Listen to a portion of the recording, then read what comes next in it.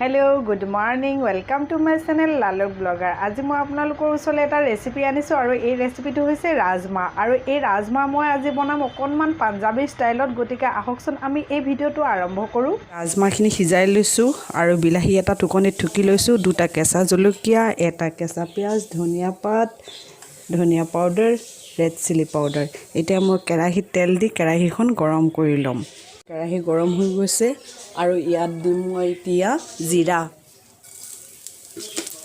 জিৰাখিনি ভজা হৈয়ে গৈছে প্ৰায় এয়া ৰঙচুৱা হৈছে কাৰণ তেলটো মোৰ গৰম আছিলে আৰু ইয়াত দিম এতিয়া মই পিয়াজ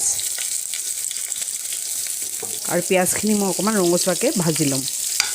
এয়া এতিয়া পিয়াজখিনি ভজা হৈ গৈছে আৰু ইয়াত দিম মই যিখিনি বিলাহী ঠুকনিত ঠুকি থৈছিলোঁ এই বিলাহীখিনি এড কৰি দিম আৰু এইখিনি অকমান ভাজি লম আৰু ইয়াৰ লগতে মই দি দিম কেঁচা জলকীয়া কেইটা, ধনিয়া পাউডাৰ,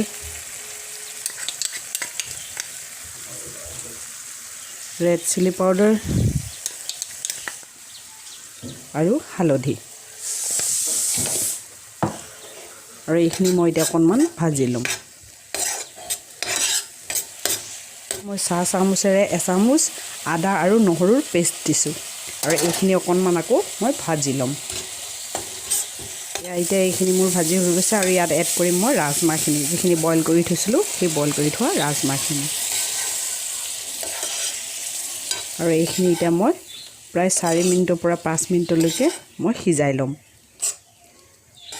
এয়া প্ৰায় ৰাজমাখিনি হৈছে আৰু ইয়াত দিম মই এতিয়া গৰম মছলা আৰু দিম মই এতিয়া ইয়াত ধনিয়া পাত আৰু এইখিনি এতিয়া মই ভালকৈ মিক্স কৰি ল'ম। বাছ 1 মিনিটমান এইখিনি লৰাই দিম, তাৰপিছত মই বাটিত ছাৰ্ভ কৰি দেখুৱাম। এয়া ৰাজমা ৰেডি হৈ গৈছে আৰু এতিয়া মই বাটিত ছাৰ্ভ কৰিম। এয়া ৰাজমা ৰেডি হৈ গ'ল আৰু ইয়াত এতিয়া মই দিম অকণমান ঘি আৰু এই ৰাজমা ৰুটি আৰু ভাতৰ লগত খাওঁ।